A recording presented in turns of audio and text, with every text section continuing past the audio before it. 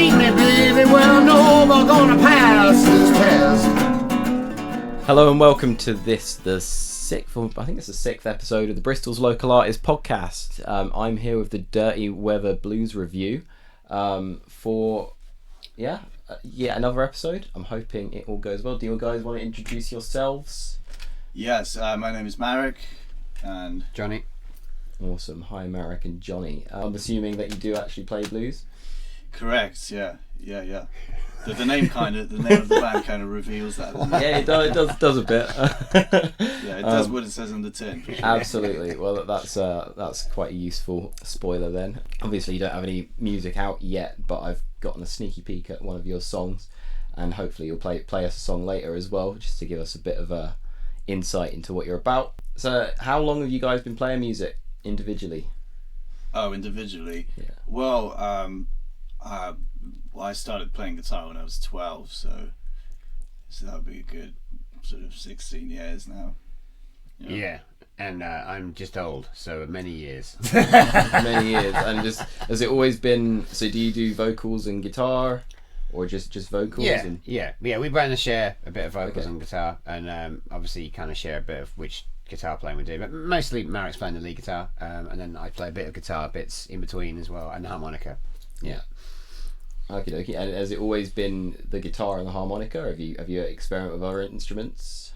Yeah, well, we've had Johnny some plays guests. all kinds of instruments. Plays Yeah. piano as well and whatnot. Yeah, I mean, obviously, like, you know, I think when you're playing local gigs, it's mostly about logistics, isn't it? You know, in an ideal world, we'd have a 3-piece brass section. Like my old band used to have a 10-piece band, but you know, when you have a 10-piece band, it's very expensive. You know? Oh, yeah. So, but clearly, if we ever wanted to do it, and certainly we would if we maybe do when we do an album launch, we might get, you know, full brass section, keys, all that sort of stuff back in for singers.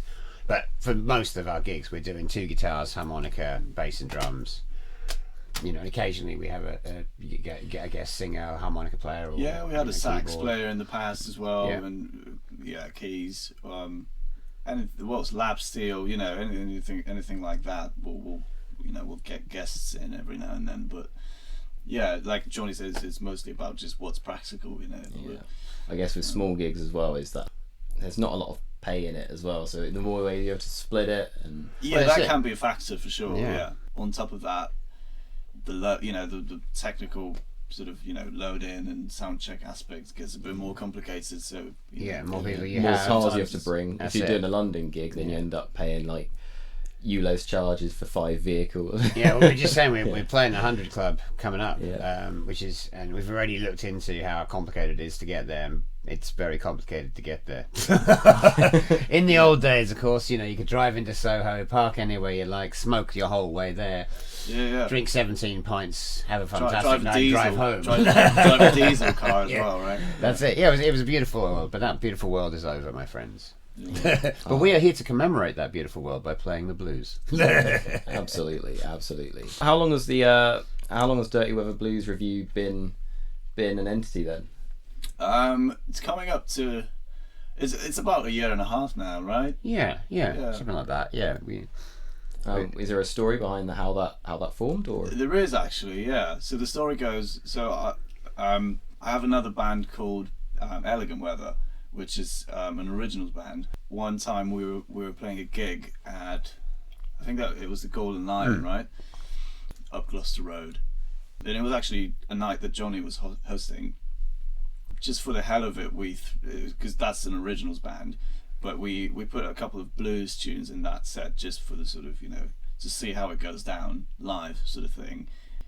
And then Johnny watched our set, and then we had a chat afterwards, and he was like, "Look, I think you guys should form another band and call it Dirty Weather." Just like an alter ego of the originals band, where you just do the blues and just kind of stay in one lane sort of thing. Yeah. And so that's how it started. That's how it started. Yeah. So just like starting with the kind of playing classic blues, and obviously at the moment we're starting to write our own album of originals. So we're kind of following the Rolling Stones model, where you play, or the Doors or the Who, or any of those kind of famous bands from the '60s, where you play the blues blues, covers, classics, Yeah. rework them, and then obviously write your own. And just play, And stick to a genre. play along the game basically, Yeah, because yeah. it's very difficult as an originals band to get one, good paying gigs, and then lots of gigs as well. Like, it's quite difficult to get consistent gigs every week. Absolutely, as an up and coming originals band. Even if you get both of those things, you're usually playing quite short sets.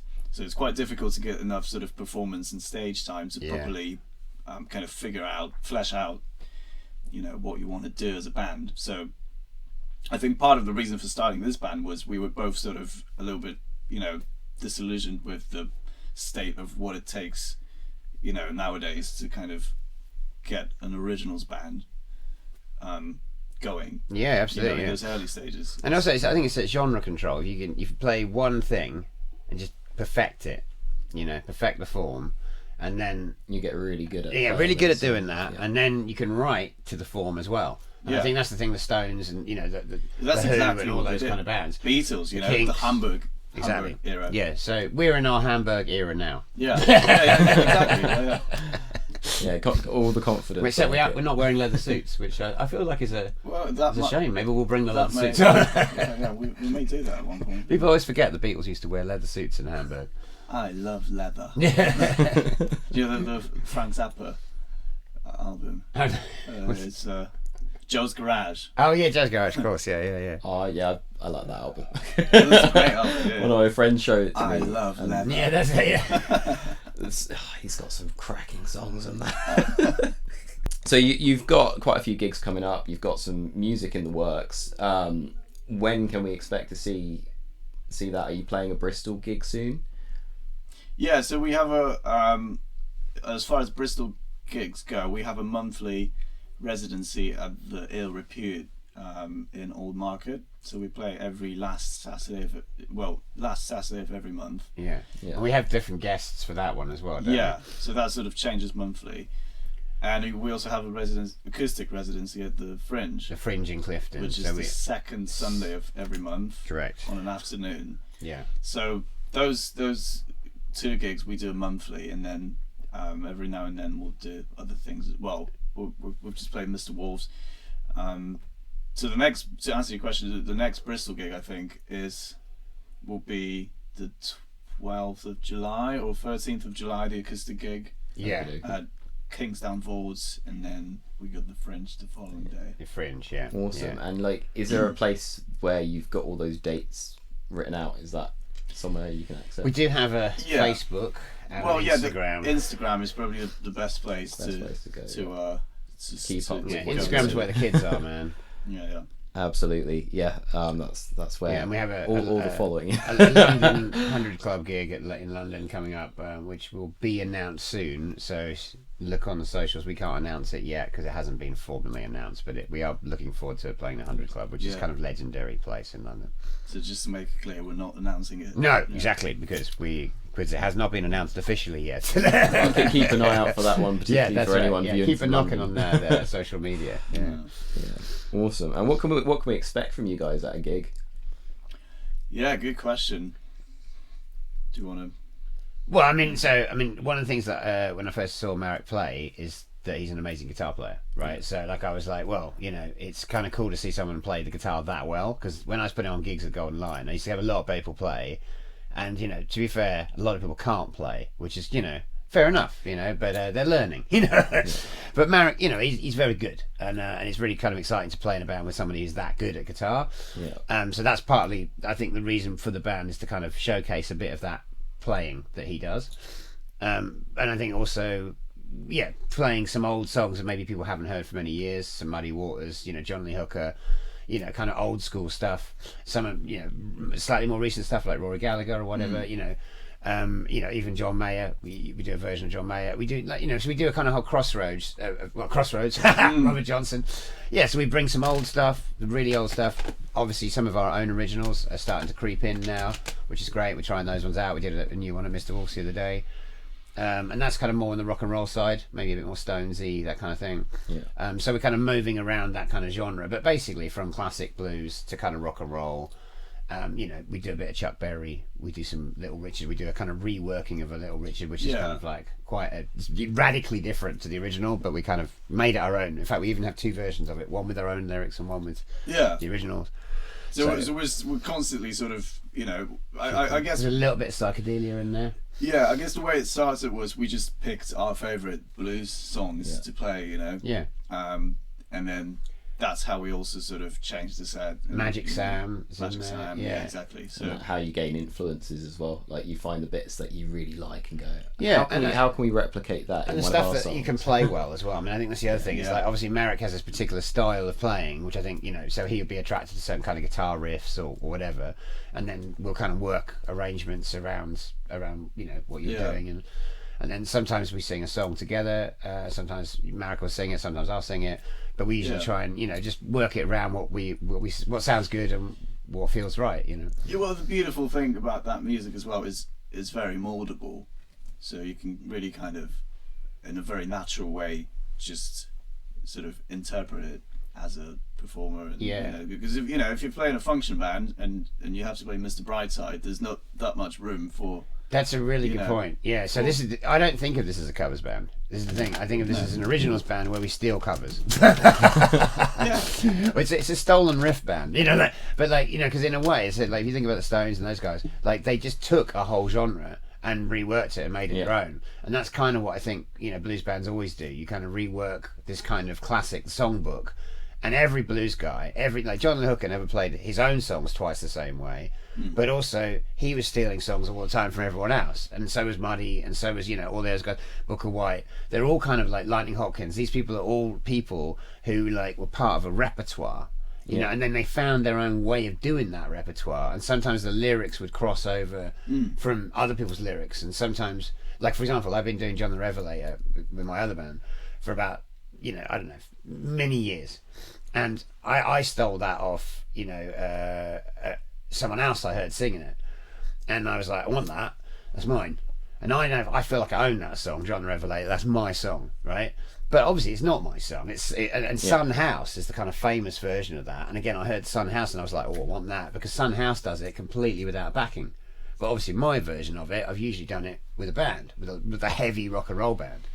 So I took my kind of heavy rock and roll band riff when I do that from doing it with John Spencer, someone like that, John Spencer Blues Explosion. And of course John Spencer played with Andre Williams and played with, you know, some of the like some of the other guys. Who did the Ass Pocket Blues? Who's that guy? Anyway, R.L. Burnside. Oh yeah. Right, so you're going to get this kind of weird crossover where, like, you know, rock and roll guys will work with blues guys, and blues guys will work with rock and roll guys. And in fact, we went to go and see what's his name? Robert Cray. Yeah, Robert Cray on Sunday. Amazing, you know, legend. He's played with Eric Clapton, with Joe Cocker, with BB King. Yeah, he's played with everybody. And the interesting thing is that, you know, he's like a soul singer, you know, but he kind of reworks songs, and his guitar playing is a little bit like Clapton, but a bit like BB King, but a bit, you know. And again, you think, well, who is he really? Well, he's himself, but he's reworking all these other people. And well, in some ways, like combining the genres adds a level of interest to the music as well.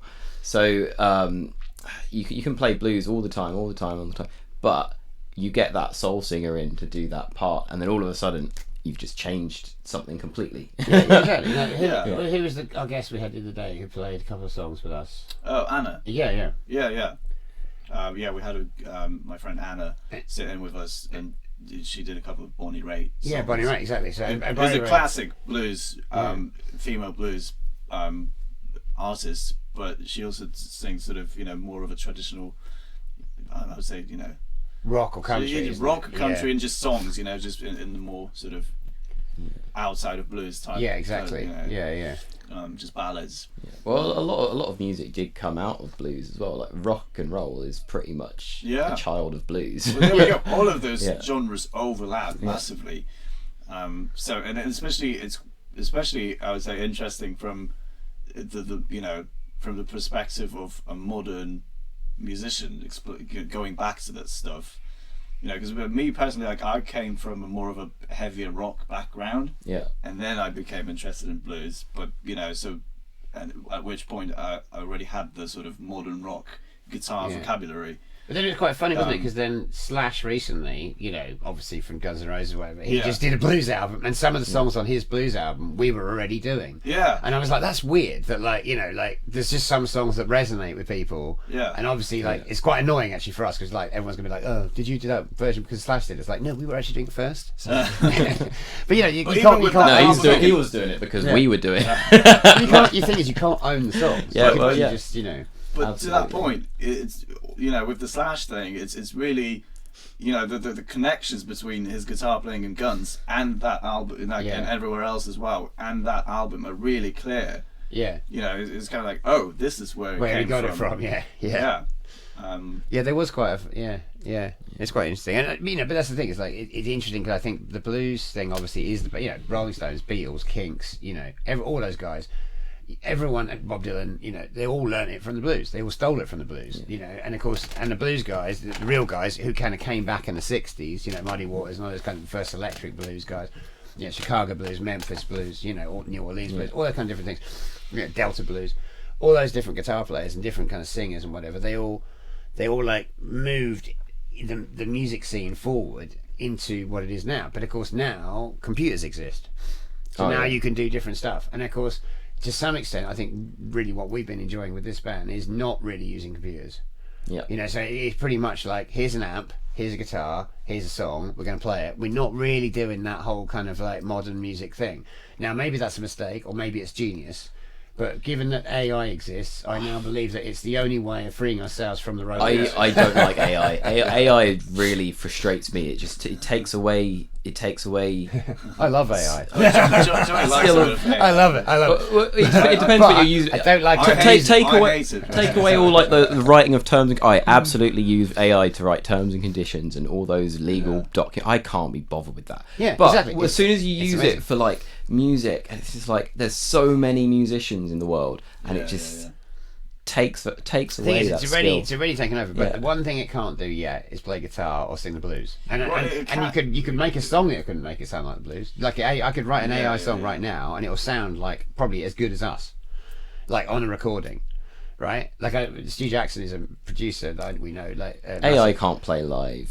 That's it. That's the only thing it can't do. Yeah. It can do everything else. It can literally do everything. Honestly, I like mean, Stu they Jackson put played me a country song. like He can write a holograms country of song people like that. on stage, and I can't get behind. I've got my stepsister loves like Hatsune Miku or whatever, and I'm just like, I can't get behind it. I don't like the idea of going to a gig and they're just projecting someone on the stage. It just, I can't. I mean, the thing behind is, it's enjoyable, and I'm not going to say to anyone that they can't enjoy something. Oh, they can enjoy what it you fine, like, right? yeah. But my only thought is, like, the one thing the blues gives you is a kind of sense of, like, okay, there's a million ways of playing three notes. Yeah. And that's what's interesting, right? Because the blues is obviously very simple. It's not as complex as jazz. It's not as like it's not as sort of, you know, systematic as rock music, you know, and it's not as like, you know, melodic maybe as pop music, right? So it's a simple kind of repetitive form. But you see any blues band, every blues band is different to every other blues band because actually it's quite hard to play. Yeah. And even though it's very simple, everyone can play it in a different way. You can get clean or dirty, you can get smooth, you know, there's loads of different versions.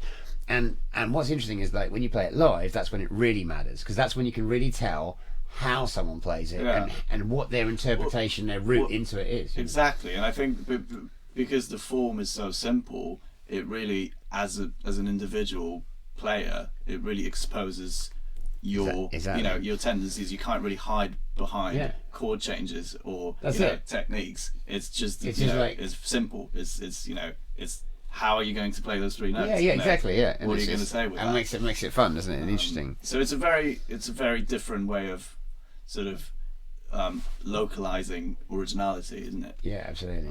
Yeah. Yeah. Well, yeah, I quite like it when even if you've got a computer-made track, if they're playing it live with instruments, that is what I like to see. Like it's nice when you go to a gig and it's you know that they've made the song on computer, the brass band is all just computer generated, but on stage they have that brass band and you're like, yes. And it gives it so much more atmosphere. Yeah, I mean, obviously, logistically in music, there's a lot of reasons why. For example, like reggae bands quite often will have a guy playing the synth to do the brass section. Yeah. Because you can't afford to get 3 guys up on stage playing the brass, right? Brass players are notoriously expensive, right? Because they're only there for like bits of the song, but they have to learn quite hard and complex rhythmic and patterns. Okay, but so I think a lot of people simplify stuff is to save money, and that's just one of those things. But nonetheless, obviously in a dream world, you'd have that. You'd have that 10-piece band. It's like like we were saying, that you look at that kind of the famous Blues Brothers lineup, which is basically Booker T and the MGs. Amazing legendary band who basically a soul R&B band, and the Blues Brothers are really just 2 actors who kind of fronted that amazing pre-existing soul band. And but you look at the players in that band, McIntyre, Murphy, Donald Duck Dunn, all these kind of these guys are legends, and of course the brass section are amazing players. So it's like to have that kind of band is hard. But then again, we did the Robert Cray thing, didn't we? And that was amazing. That was just a 4-piece. 4-piece, no BVs. Well, actually, the drummer was singing BVs, wasn't he? But just drums, Hammond organ, guitar, and bass, and that was fantastic because it was so simple and stripped down. And it was great because I did the get-in for that, so I loaded the stuff out of the truck. And we were like, so what have you got today? The boys are like, we've just got a band, and like, we're using the house PA. They're like, yeah. We're using the house lights. They're like, yeah. We're just going to set the gear up on stage and then we're going to play the gig. And we're like, cool. And that's the other thing, simplicity. Well, right? Exactly, the scalability of the arrangement, and it sounded platinum, didn't it? I mean, like the playing standard of Robert Cray's band is like 100%. It's just like you could not fault the playing in any way. It's like a kind of immaculate form, wasn't it? Perfect in a very imperfect. And like, so I work at the Beacon a lot, and just unload the trucks, and the amount of bands you come in, and you always think the bigger the truck, the less the talent, because like there's this kind of thing. They come in, they got all these lights, they got all this staging, they got special backup PAs, they got all these whatever, and then you're thinking, I bet it's not going to be that good. And there's something about that, like we did the opposite. Cannibal Corpse, the heavy metal guys, right? They turned out with 4 bands and a bunch of speakers, basically, because they're metal bands. And they had one backdrop, and the crowd went mental. It was a sold out gig, and it was fantastic. And they had no gear. Like the only gear they had were the amps and stuff. That was it. And I was like, when you're a band like that, you don't need to have all the stuff. You just need to be able to play. Show up in a car with their instrument. Like that's all they need. And big fan Bristol of that. has a lot. Big fan of that. A lot of great gigs. A lot of great gigs.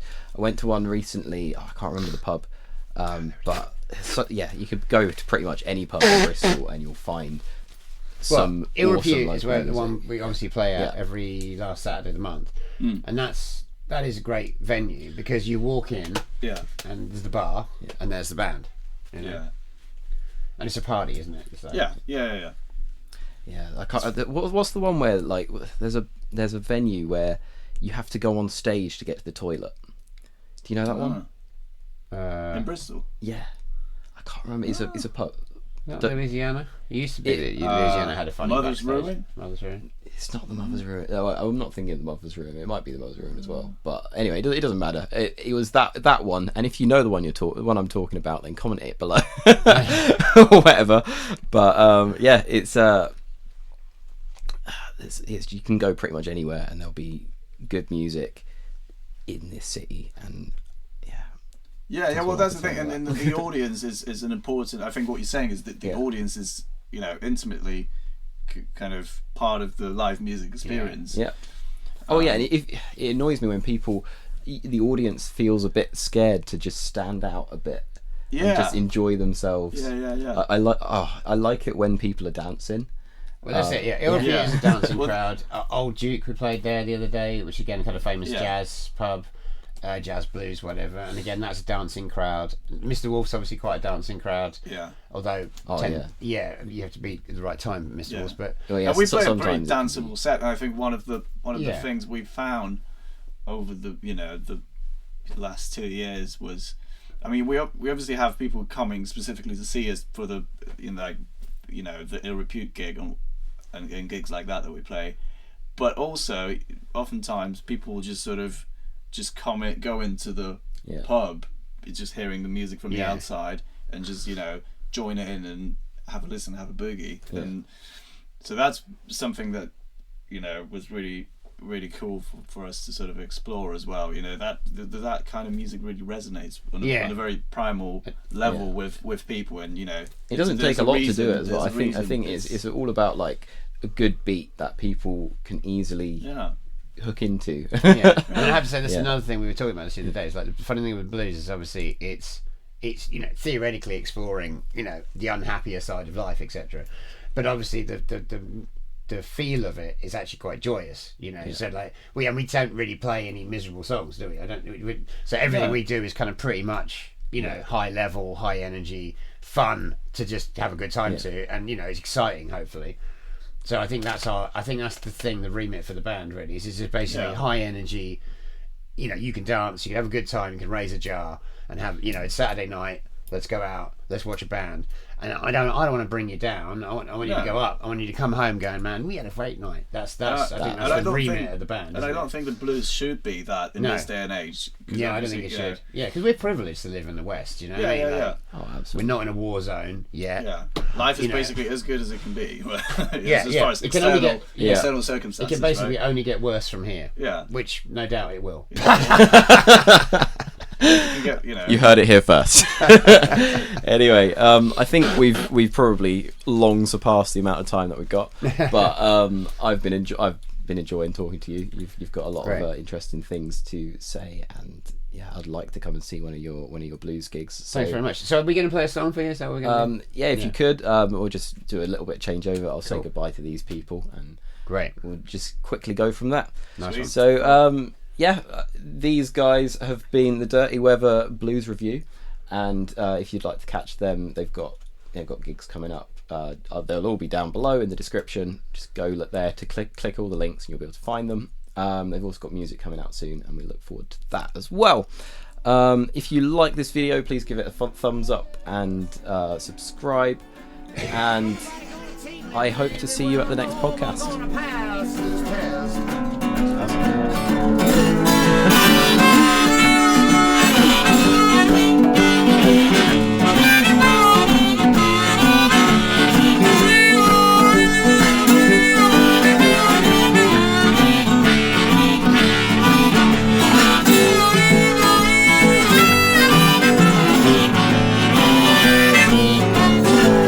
Well, down on the crossroads, rising sun going down. Down at the crossroads, rising sun going down. I'm gonna get up in the morning, I believe this is town. You can run, tell my friend boy we're round.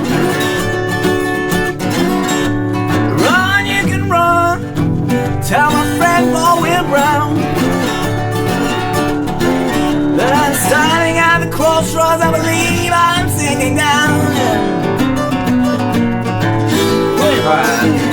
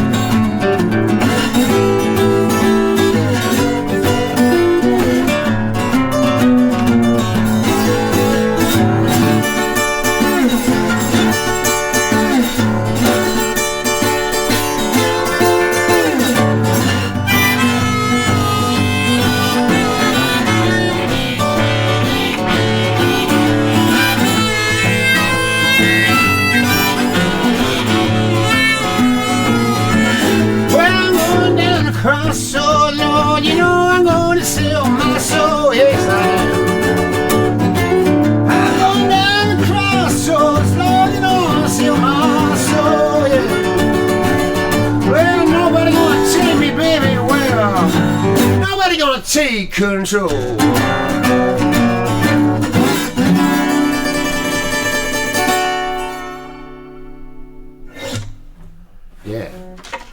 Cool. One more for good luck. I think that was alright, that one, I thought.